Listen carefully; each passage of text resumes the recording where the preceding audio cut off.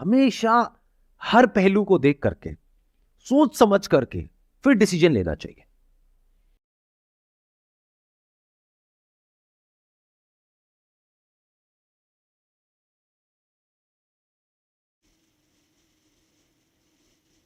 Sir जब भी कोई फ्रेंड या कोई भी आता है हमारे पास, तो वो अपनी प्रॉब्लम्स लेके आता है, तो हमारे पास उसका क्विक सोल्यूशन होता है। उसकी बातों को लेके, उसकी बातों को बेस बना के हम उसका क्विक सोल्यूशन दे देते हैं। लेकिन जब बात अपनी बारी आती है कि हमारे साथ कोई प्रॉब्लम होता है, तो हम फंस जाते हैं वहाँ पे। हमें समझ में नहीं आता है कि हम करें तो क्या करें, तो इस सिचुएशन को कैसे डील करें। आप में से कोई है जो जवाब देना चाहेंगे? हम सामने वाले को बता रहे तू ये कर ले, तू वो कर ले, पर हम उसकी जगह पर नहीं है।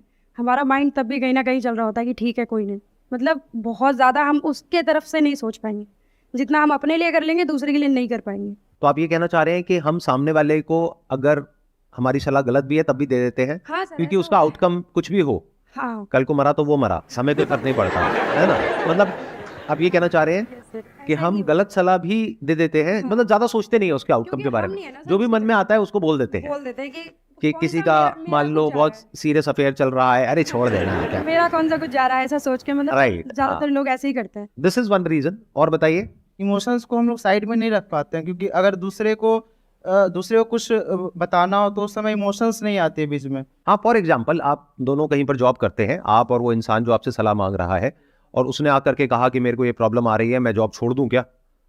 तो आप उसको कहोगे हाँ छोड़ देना, क्या फर्क पड़ता है। लेकिन अगर खुद छोड़ने की बारी आएगी तो पहले सोचेंगे कि अगर पैसे नहीं आएंगे तो क्या करेंगे, क्योंकि उससे कनेक्टेड रहता है सारा कुछ। राइट। और उसको क्या बोलेंगे अगर वो कहेगा ये बात कि अगर पैसे नहीं आए तो मैं क्या करूंगा? वो कहे तू तो ये कर लेगा, तू वो कर लेगा, तू ये ऐसे ये सोच रहा है। मतलब उसको हम कुछ भी बोल के अपना पीछे छुड़ाएंगे ताकि वो बंदा हमारा सर ना खाए, और हम खुद की जब बारी आएगी तो हम बहुत ही बारीकी से सोचेंगे कि ये करने के क्या प्लस माइनस है और नहीं करने के क्या प्लस माइनस है। तो यहां पर दो फैक्टर्स आ रहे हैं।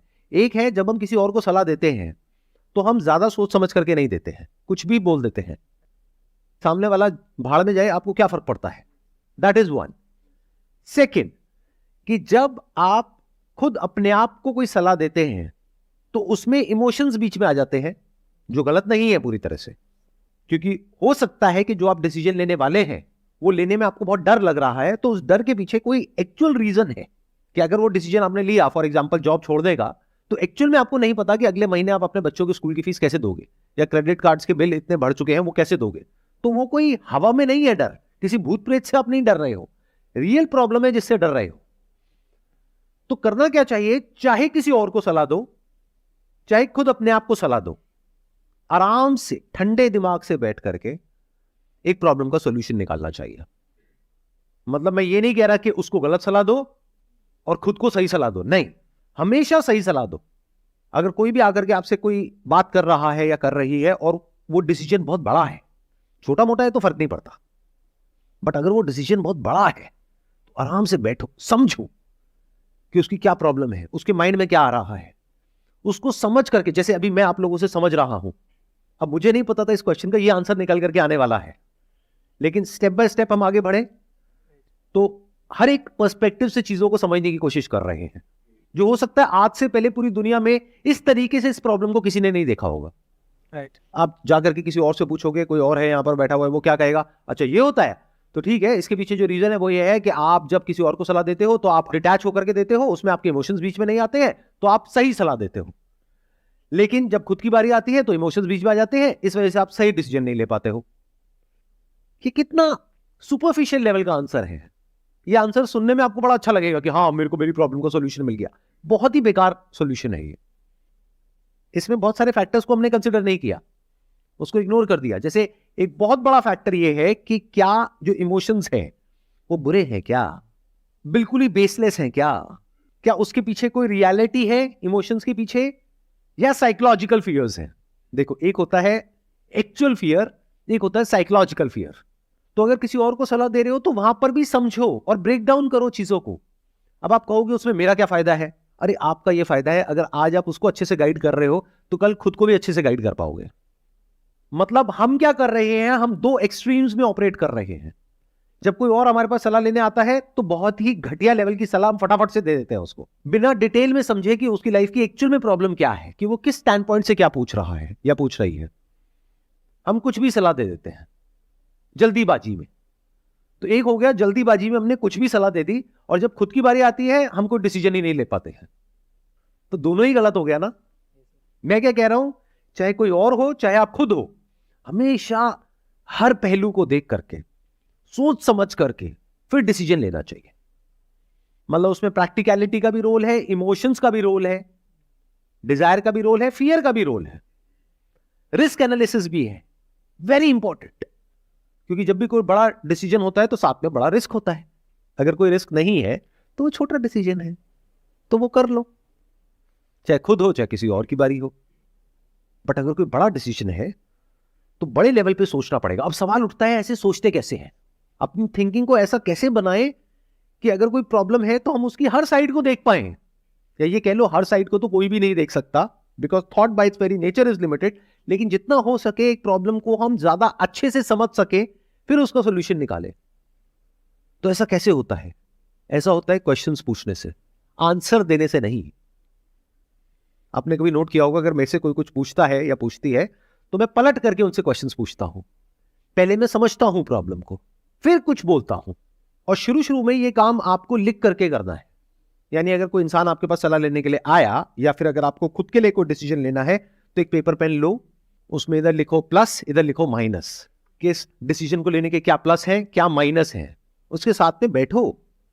उस इंसान के लिए वो डिसीजन बहुत इंपॉर्टेंट है। 2 मिनट में मत बोलो उसको कुछ भी करने के लिए, हो सकता है उसकी पूरी लाइफ खराब हो जाए। और फिर धीरे धीरे क्या होगा, अगर आप इस तरीके से काम करने लग गए, यानी लिख करके अपने माइंड को क्लियर करने लग गए, तो धीरे धीरे आपकी माइंड में ही प्लस माइनस एकदम से आ जाएंगे। प्रैक्टिस की बात है, इस तरह की हमारी प्रैक्टिस नहीं है। हम लोग क्या गलती करते हैं कि अगर कोई हमारे पास में आता है सलाह लेने के लिए, तो फटाफट से सलाह दे देते हैं, चाहे उसका हमको कोई नॉलेज है या नहीं है, एक्सपीरियंस है या नहीं है। जैसे कोई आया कि ये बिजनेस करना चाहिए, अब आपको बिजनेस के बारे में ABCD भी नहीं पता, नहीं ये बिजनेस तो बेकार है। हो सकता है वो बिजनेस बहुत बढ़िया हो। या फिर कोई आया कि मेरे माइंड में बिजनेस आइडिया आ रहा है, मैं कर लूं क्या? हाँ कर ले बहुत बढ़िया है। आपको क्या पता बिजनेस के बारे में? क्यों बोल रहे हो, क्यों जवाब दे रहे हो? उसको बोलो भाई एक काम कर, मेरे कॉन्टैक्ट में ये है, या तेरे कॉन्टैक्ट में ये है, इनको बिजनेस के बारे में पता है, चल हम दोनों मिल करके उनके पास चलते हैं, और पहले हम इस बिजनेस प्लान को जो तेरे माइंड में है लिख करके इसके प्लस माइनस निकालते हैं अपने स्टैंड पॉइंट से, फिर उनके स्टैंड पॉइंट से समझेंगे, फिर डिसीजन लेंगे कि करना चाहिए नहीं करना चाहिए। करना चाहिए तो कितना पैसा लगाना चाहिए। तू कह रहा है कि इसमें 20 लाख रुपए लगेगा, क्या कोई ऐसा तरीका है कि 2 लाख में काम हो जाए, ताकि रिस्क कम हो जाए?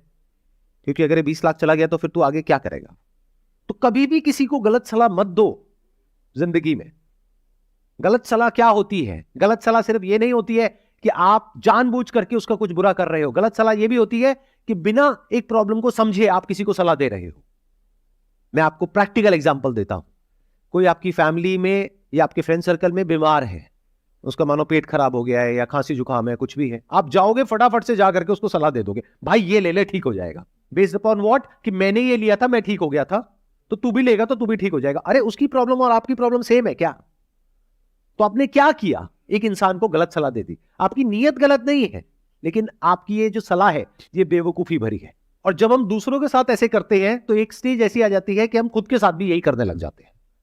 टाइम खराब चल रहा है, किसका नहीं चल रहा है पहले तो मुझे ये बता दो। पैसे की दिक्कत है, किसको नहीं है ये बता दो। रिलेशनशिप्स की दिक्कत है, घर में कलेश होते हैं, किसके नहीं होते हैं ये बता दो। शादी के बाद अगर एक छत के नीचे रहते हैं तो हेल्थ के लेवल पे प्रॉब्लम्स चल रही है, एक के बाद एक आ रही है, किसके नहीं आ रही है बता दो आज के टाइम में। तो जब ऐसी 2-4 चीजें हो जाती हैं किसी की लाइफ में, तो हम उल्टी सीधी सलाह उसको देने लग जाते हैं।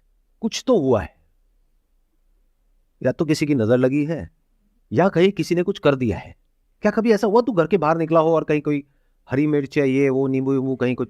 हाँ एक बार हुआ था, चाहे कोई बंदा भेलपूड़ी खा रहा था उसमें वो करके उसने फेंक दिया। हाँ एक बार हुआ तो मेरा पैर भी पड़ गया था। बस यही चक्कर है। चल तू एक काम कर, तू वहां जा, देख सब ठीक हो जाएगा। अभी कैसी सलाह है? क्या समझदारी वाली सलाह है या बेवकूफी भरी सलाह है? तो जब आप ऐसी बेवकूफी भरी सलाह औरों को देने लग जाते हो, और हमारे आसपास में भरे पड़े हैं ऐसे लोग, तो एक दिन आप खुद भी ऐसे ही हो जाते हो, आपको पता भी नहीं लगता है। एक झूठ को बार बार बोलते रहो, वो कब सच हो जाएगा आपके लिए आपको पता भी नहीं लगेगा। आप सच और झूठ के बीच में फर्क ही नहीं कर पाओगे। तो चाहे आप खुद हो चाहे कोई और है, बिना सोचे समझे कुछ भी नहीं बोलना है। अगर आपके पास में उस क्वेश्चन का आंसर नहीं है, उस प्रॉब्लम का सॉल्यूशन नहीं है, तो चुप हो जाओ। आप लोग मेरी वीडियोस देखते हो तो आप लोगों को पता नहीं है। ये सेशन मेरा एक्चुअल में होता है, जैसे आज का ये जो सेशन है ये होगा करीबन 1 घंटे का। अपलोड कितने मिनट का होता है? Hardly 15 minute 20 minute. क्यों? क्योंकि बहुत सारे क्वेश्चन ऐसे होते हैं जहां पर मैं दूर से ही हाथ जोड़ देता हूं। मैं कहता हूं भाई ये मेरी फील्ड से रिलेटेड नहीं है, मेरे पास में इस क्वेश्चन का कोई जवाब नहीं है। ये नहीं कि कोई भी कुछ भी पूछ रहा है और मैं बकवास करता चला जा रहा हूं। अगर मेरे पास में जेन्युइन उसका कोई आंसर होता है तो मैं देता हूं, और अगर नहीं होता है तो नमस्ते कर देता हूं दूर से ही।